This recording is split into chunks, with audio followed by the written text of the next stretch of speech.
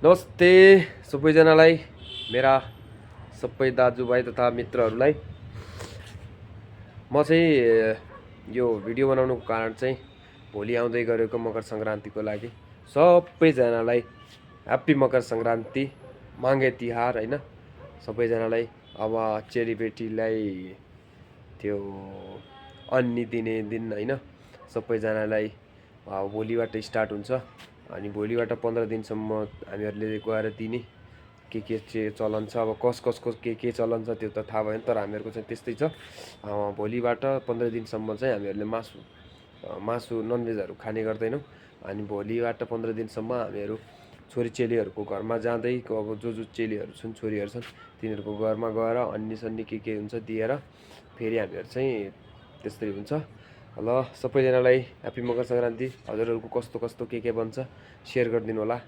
Thank you.